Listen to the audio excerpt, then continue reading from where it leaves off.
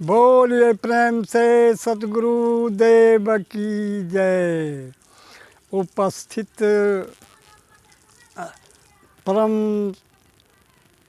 परम पूजनीय संत समाज, धर्मानुरागी, सत्संगी प्रेमियों, धर्मशिला माता एवं बहनों, आज मेरा सौभाग्य है कि सतगुरु कविदेव के दर्शनार्थ हेतु मैं यहाँ तक आ गया हूँ। सतगुरु के दर्शन करते हुए सभी सत्संगियों को साहब बन गई, साहब बन गई, साहब बन गई। परमात्मा का विधान है, जो पूर्ण परमात्मा पूर्ण गुरु से दीक्षा लेकर पूर्ण विश्वास के साथ सतगुरु की बताए हुए नियम के अनुसार जो भक्ति करता है उसी का जीवन सफल होता है।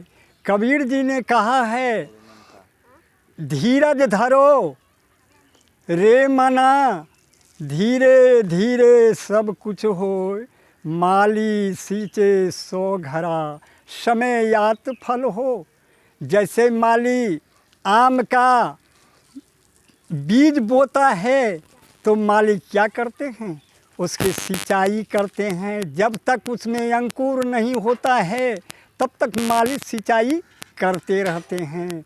जब उसमें अंकुर हो जाता है, दो चार पत्ता हो जाता है तो माली क्या करते हैं, कांटेदार झाड़ी से उसको घेर देते हैं कि ताकि बकरी मेमना भैंसा धाकर इस वृक्ष को क्षति नहीं करे, और उसके देख रेख करते रहते हैं। आम के पौधा को वृक्ष बनने में कम से कम 3-4 बरस समय लग जाता है। तब तक माली धीरज धरे हुए रहते हैं।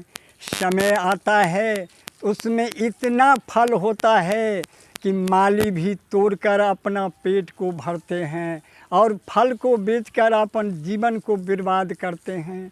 उसी प्रकार गुरुदेव जब नाम की दीक्षा इस शरीर रूपी खेत में देते हैं तो उसके सिंचाई रूपी दान करते हैं, तो भक्ति का धीरे धीरे अंबर लग जाते हैं, पुण्यवान हो जाते हैं।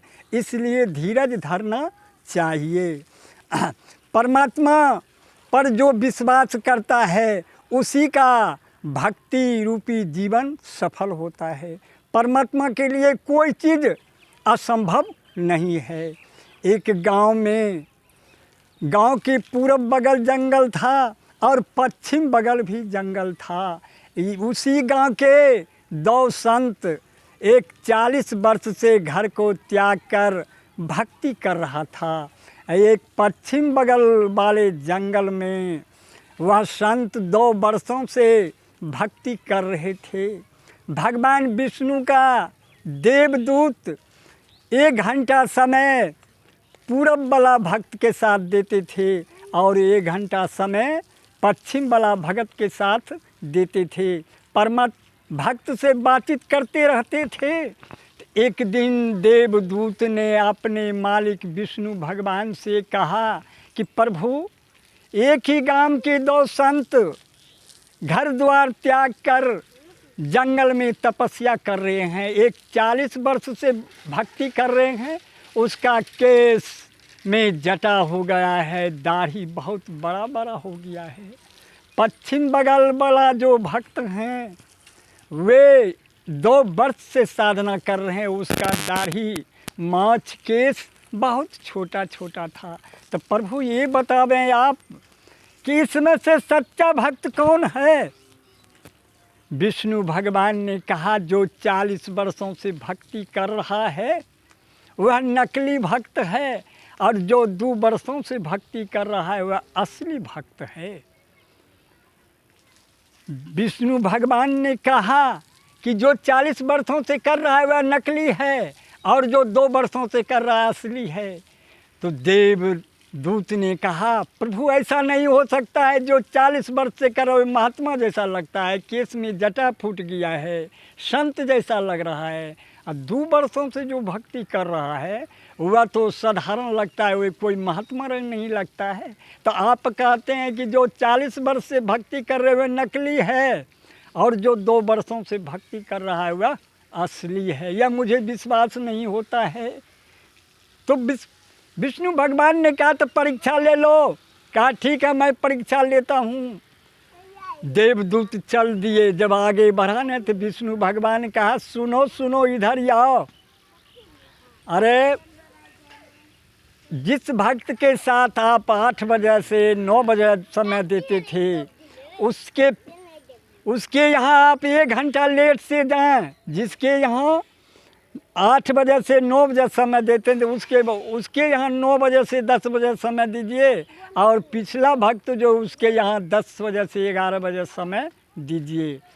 और क्या कहना, लेट हो जाएगा तो पूछेगा भक्तराज की लेट क्यों हुआ देवदूत, तो आप कहना कि विष्णु भगवान हाथी को सुई की छिद्र में घुसाता था और निकाला था। भक्तराज इसी को देखने में देर हो गया, बहुत असंभव बात है।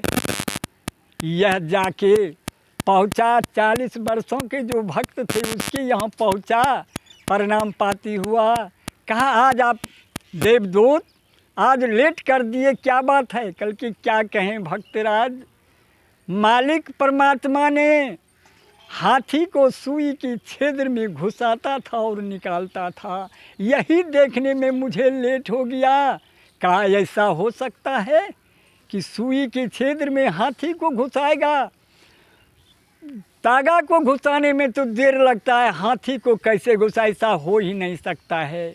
देवदूत समझ गया जब इसको परमात्मा की बात पर विश्वास नहीं है, माता पिता की बात पर विश्वास नहीं है, गुरु की बात पर विश्वास नहीं है, तो किसको बात पर विश्वास होगा? समझ गया देवदूत की यह नकली भक्त है। आगे बढ़ गया, पश्चिम वाले भगत के पास पहुंच गया। वह भक्त प्रणाम पाती किया। कहा देवदूत आज लेट हो गई है, क्या बात है? कहा क्या कहूँ, परमात्मा ने हाथी को सुई की छिद्र में घुसाता था और निकालता था, इसी आश्चर्य में रह गए, इसलिए लेट हुआ। तो भक्त क्या कहते हैं, परमात्मा के लिए सब चीज और सब कुछ पूरे पृथ्वी को सुई में घुसा सकता है, तो हाथी को घुसाया तो क्या होगा? तो विश्वास हो गया, धन है यह भक्त, इनके माता पिता धन है जो ऐसा भक्त को पैदा किया। विश्वास हो गया कि ये पिछला भक्त जो है यह ज्ञानी है, इसको परमात्मा पर विश्वास है। जब तक भक्ति करेंगे, परमात्मा पर विश्वास नहीं करिएगा, तब तक परमात्मा का लाभ नहीं होगा। बोलिए सतगुरुदेव की जय।